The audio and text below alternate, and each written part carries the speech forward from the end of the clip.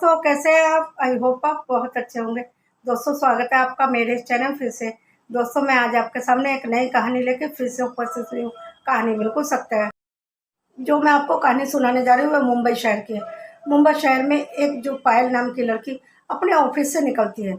Office से निकलने के बाद वह देखती है कि बहुत तेज बारिश हो रही है। अब उसके पास छाता तो था लेकिन इतना पानी भरा हुआ था जगह जगह में। वह सोची अब मैं कैसे घर जाऊँ। पब्लिक ट्रांसपोर्ट भी बंद थे, प्राइवेट भी कुछ नहीं मिल रहा पा रहा था। और उसने सोचा अब मैं घर कैसे जाऊँ।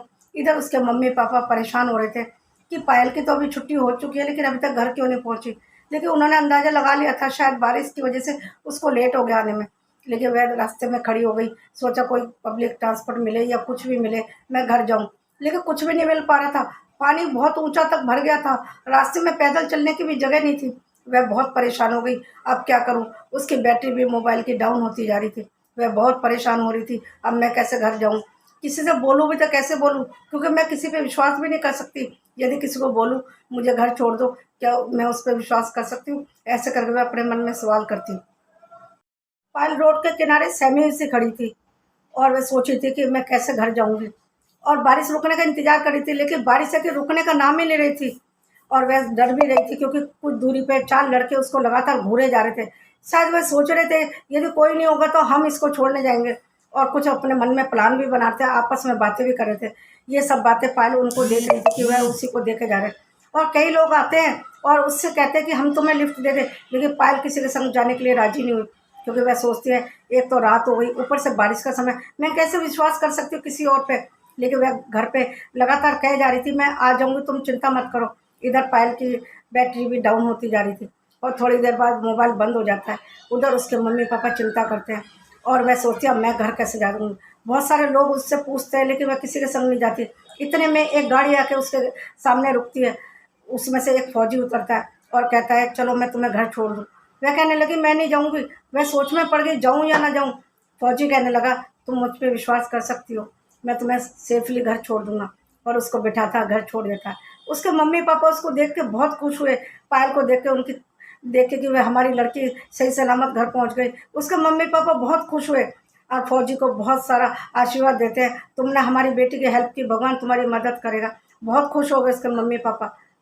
फौजी उसको घर छोड़ने जा रहा था, वह सारी बातें उसको बता रही थी फौजी को कि 4 लड़के मुझे घूरे जा रहे थे, आपस में खुस-फुस कर रहे थे, बातें कर रहे थे और तुम ना आते तो ना जाने मेरा क्या होता। भगवान तुम्हारा भला करे, तुमने मेरी हेल्प कर दी, वरना मैं घर कैसे जाती, शायद आज कुछ भी हो सकता था। वह फौजी को बहुत सारा धन्यवाद देती है और कहती है तुम भगवान बन के आए हो मेरी मदद करने के लिए, और यदि तुम ना आते तो मेरा ना जाने क्या होता। और वह खुशी-खुशी अपने घर में चली गई और उसके मम्मी-पापा भी खुश हो गए और फौजी भी लौट जा। दोस्तों मेरे ये कहानी सुनाने का मकसद सिर्फ ये है, जैसे फौजी ने उस लड़की की मदद की तो हर किसी को मदद करनी चाहिए यदि कोई लड़की मुसीबत में हो। वैसे बहुत से लोगों ने उससे पूछा था कि हम तुम्हें घर छोड़ देते हैं, लेकिन किसी के माथे पे नहीं लिखा कि कौन सही है, क्योंकि वह डर रही थी। क्योंकि आजकल का ज़माना ख़राब है, किसके मन में क्या है कोई नहीं जान सकता। हो सकता है जिसने उससे पूछा हो घर छोड़ने के लिए वह सही हो, लेकिन ज़माने की वजह से उसने उस पर विश्वास नहीं किया। और यदि उसको फौजी लिफ्ट ना देता तो ना जाने उसके संग क्या होता, क्योंकि उसके जो लड़के थे उसको लगातार घूरे जा रहे थे।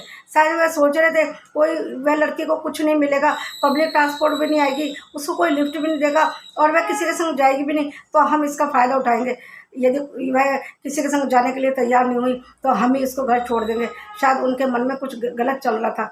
इसलिए दोस्तों कभी भी कोई मुसीबत में हो तो कभी भी उनका फ़ायदा ना उठाए, हमेशा उनकी मदद करें।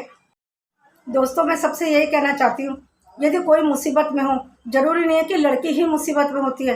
बरसात में तो कोई लड़का या कोई बच्चा या बुजुर्ग भी मुसीबत में हो सकता है, तो उसकी मदद ज़रूर करें, क्योंकि ज़रूरी नहीं है सबके पास कन्वेंस ही होता है। बहुत से लोग पब्लिक ट्रांसपोर्ट में भी जाते हैं और जब बारिश होती है तो पब्लिक ट्रांसपोर्ट भी बंद हो जाता है और प्राइवेट वाले भी ले जाने के लिए तैयार नहीं होते। इसीलिए कोई भी मुसीबत उसकी मदद ज़रूर करें। एक फौजी ने ये साबित कर दिया, वह देश की तो सेवा करते हैं और इस लड़की की मदद करके भी उसने बहुत बड़ा काम किया। यदि वह उसकी मदद ना करता ना जाने लड़की के संग क्या होता। इसलिए मैं सबसे कहना चाहती हूँ कि सबकी कोई भी मुसीबत हो उसकी मदद ज़रूर करें।